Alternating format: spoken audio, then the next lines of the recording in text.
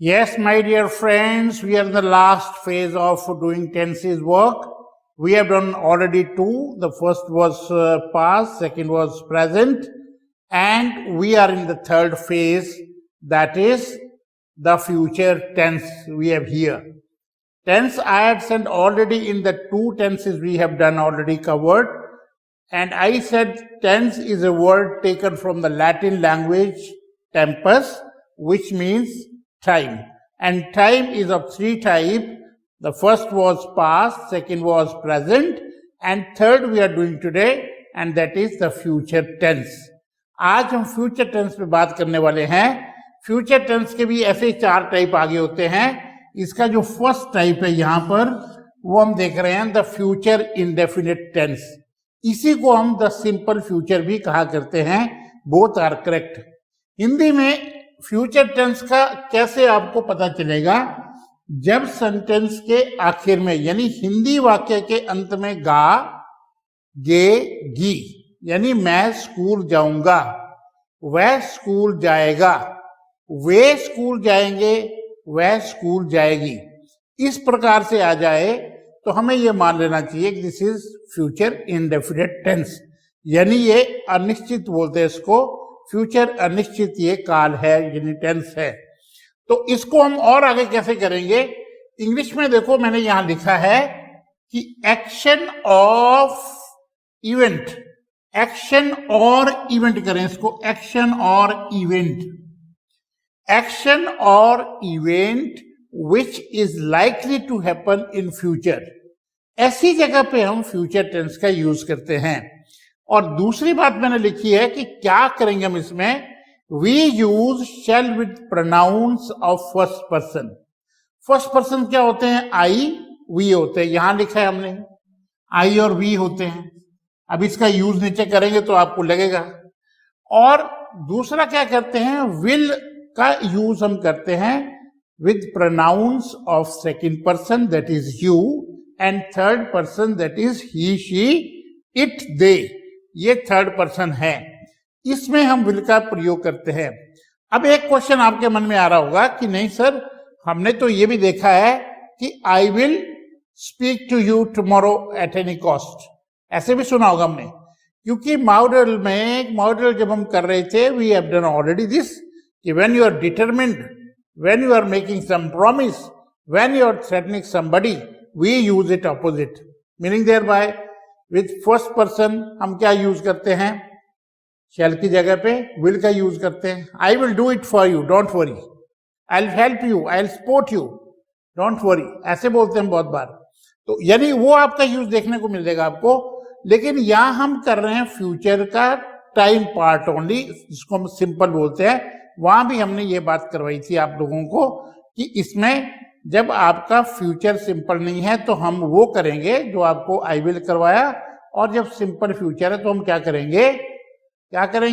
आई शैल. इतना करेंगे first person के साथ.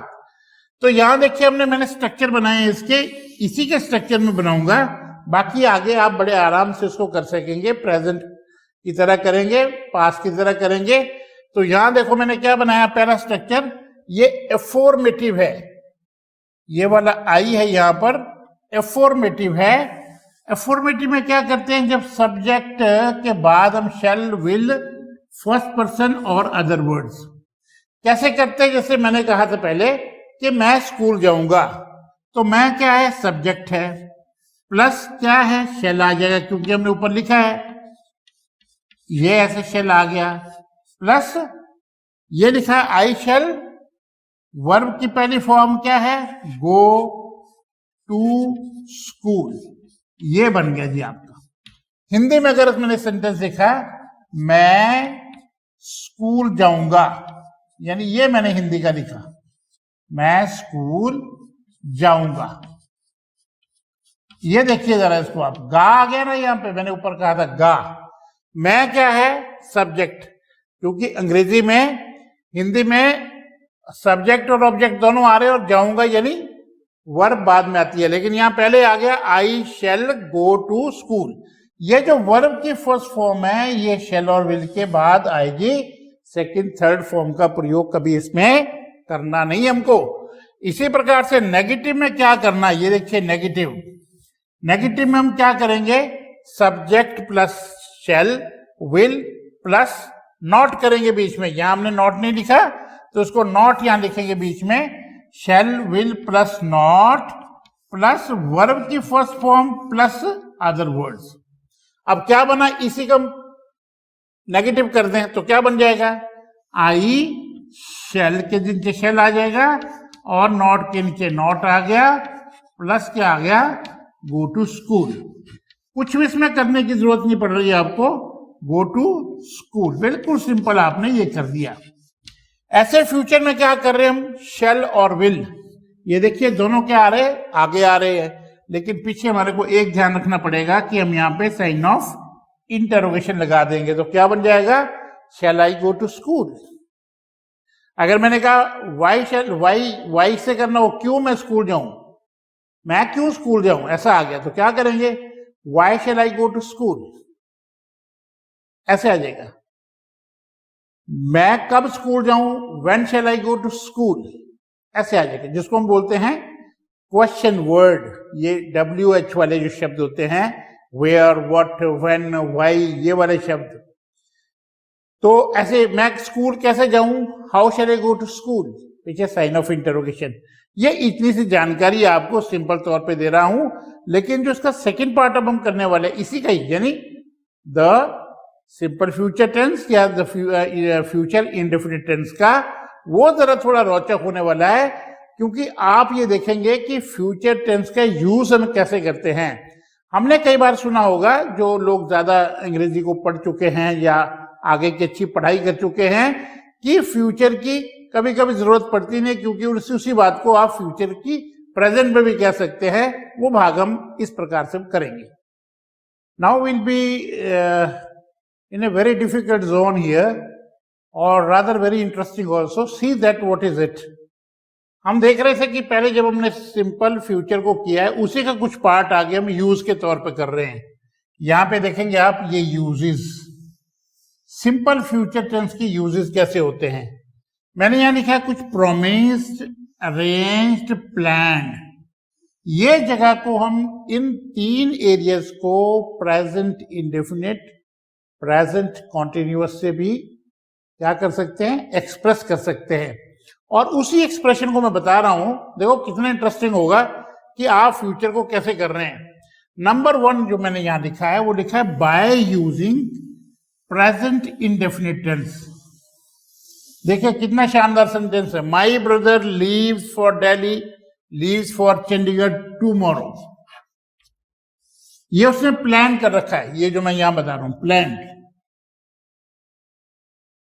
We shall go to Delhi tomorrow, my brother will go to Delhi tomorrow. एक ये है, एक इसी को हम किस में कर रहे हैं यूज, प्रेजेंट इंडेफिनिट में। कंफ्यूज होने की जरूरत नहीं है, लेकिन देखें कि हम इसका यूज इसमें भी कैसे करते हैं।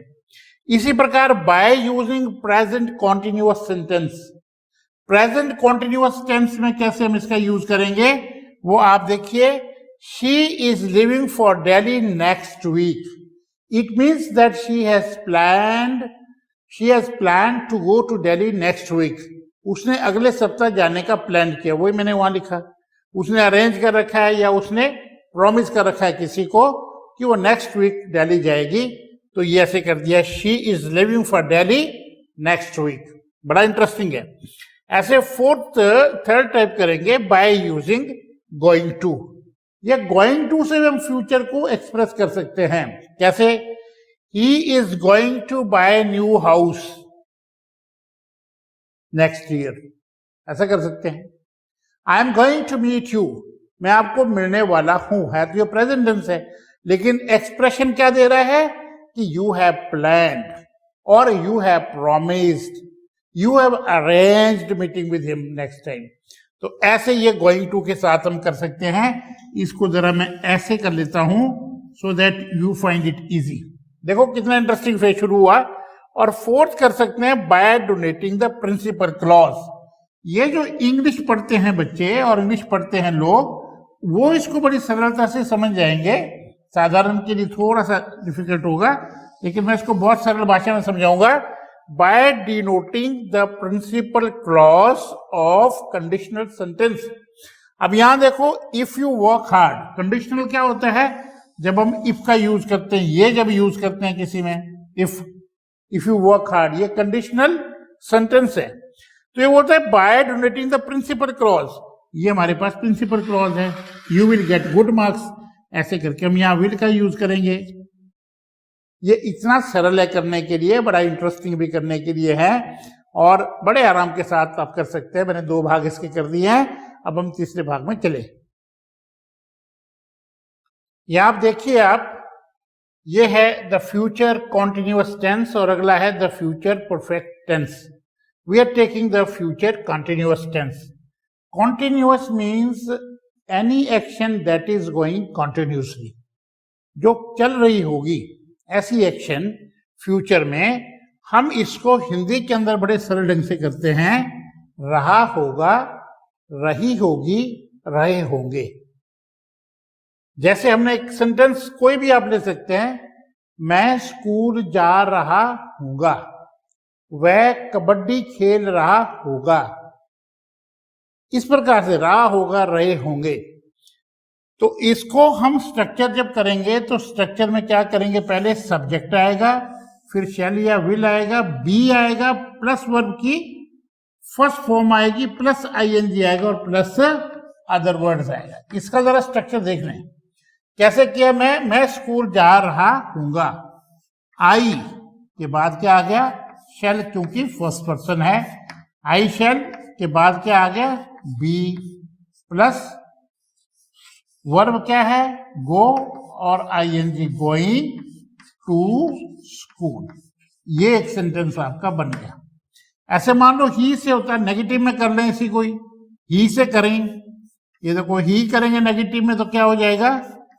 बड़ा सिंपल करेंगे स्ट्रक्चर में, ही shall be. He shall be नहीं होगा, ही विल बी। यहां पे हमने विल किया और एक हमारे पास बी है और एक हमारे पास गो है, प्लस आईएनजी है और प्लस अदर वर्ड्स है। इसी तरीके से बच्चों को ये करना चाहिए। छोटी से छोटी क्लास से लेकर बड़े से बड़ी एज तक के टेंसेस को सीखने वाले स्ट्रक्चर का जरूर ध्यान रखें, स्ट्रक्चर करें। ये आपका नेगेटिव में बन गया। ऐसे ही इंटरोगेटिव में बना दे इसको, क्योंकि इसमें क्या हो जाएगा? शैल पहले आ जाएगा या विल पहले आ जाएगा और उसके बाद क्या हो जाएगा? उसके बाद आपका सब्जेक्ट आ जाएगा और फिर बी आ जाएगा और फिर उसके बाद आपका वर्ब का पहला फॉर्म आ जाएगा और उसके बाद प्लस आपका आईएनजी आ जाएगा और उसके बाद अदर वर्ड्स आ जाएंगे। बड़ा सिंपल हो जाएगा। सेम इसी को कर लें आप, इसको पीछे ले जाएंगे और ये आगे आ जाएगा। क्या हो जाएगा? Will he be going to school.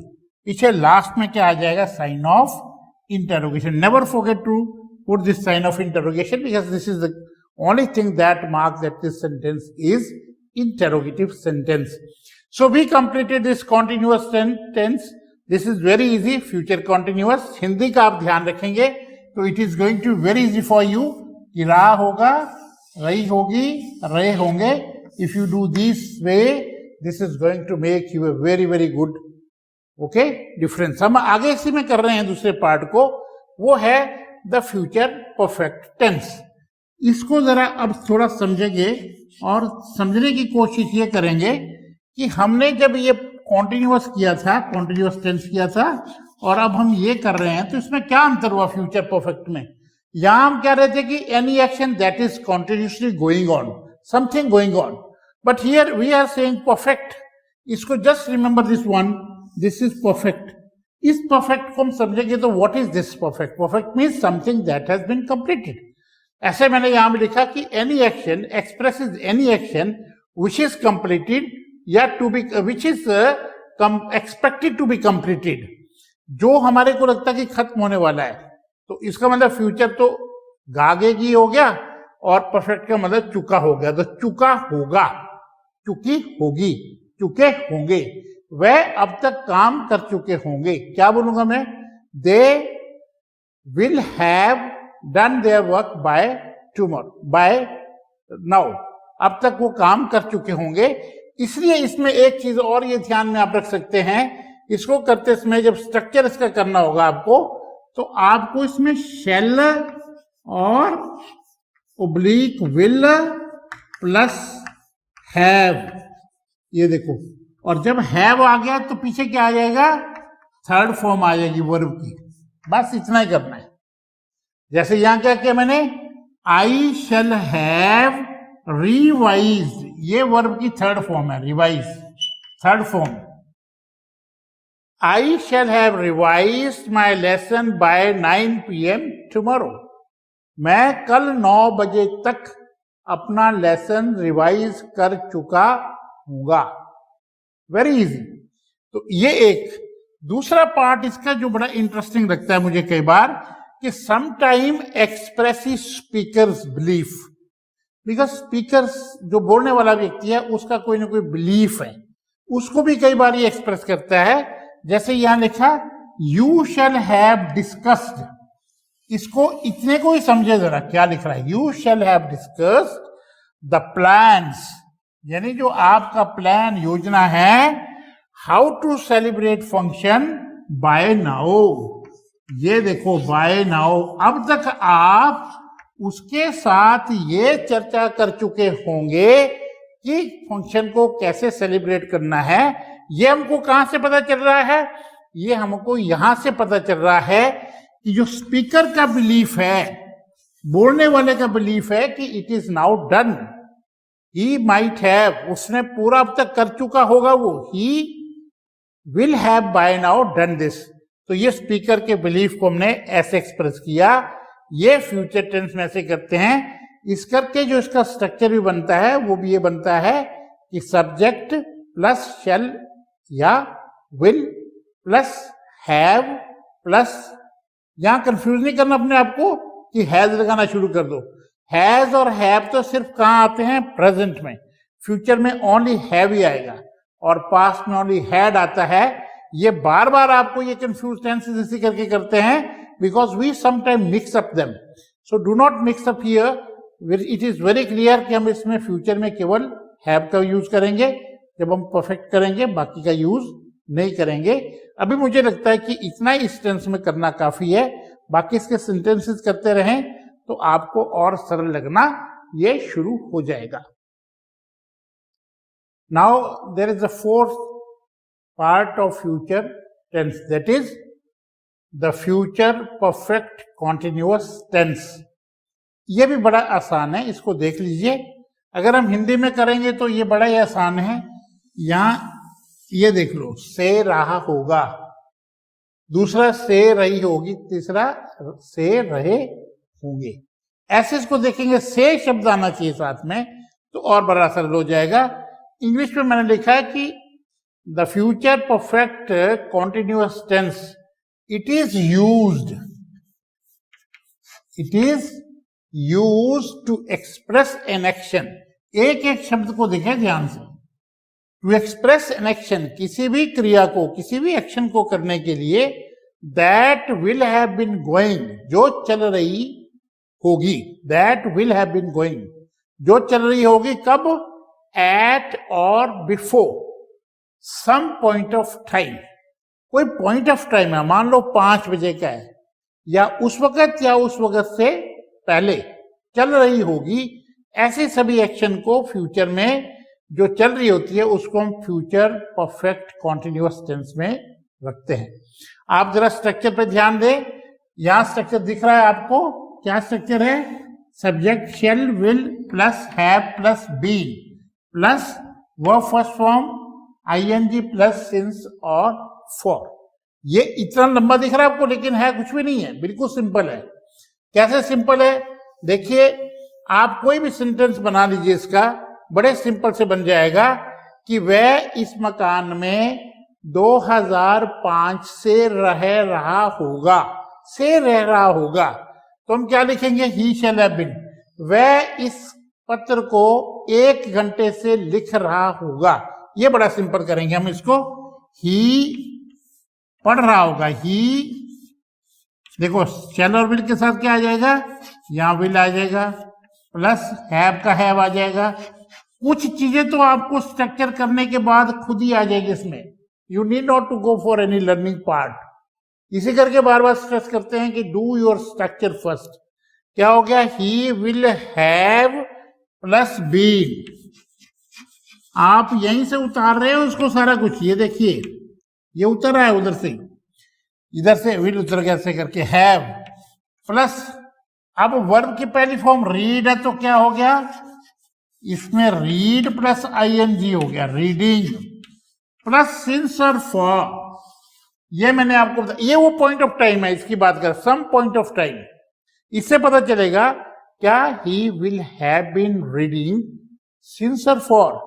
अब हम ये देखेंगे अगर 1 आवर जैसे मैं कह रहा हूं 2 आवर से, तो मैं क्या कहूंगा, फॉर 2 आवर्स, 2 घंटे से। ये मैंने ऐसे करके इसको लिख लिया, 2 आवर्स से वो काम कर रहा हूं। ये तो हमारा एफर्मेटिव में है। इसी प्रकार से फिर इसको हम किस में करेंगे, नेगेटिव में करेंगे। नेगेटिव में कुछ भी करने के लिए नहीं है, सिर्फ आपने शेल विल प्लस नॉट, यहां बीच में नॉट आ जाएगा ऐसे करके, shall plus not, have been, बस आगे ऐसे चलेगा। He will not have been reading in this school for so and so time, ऐसे करके लिख सकते हैं इसको।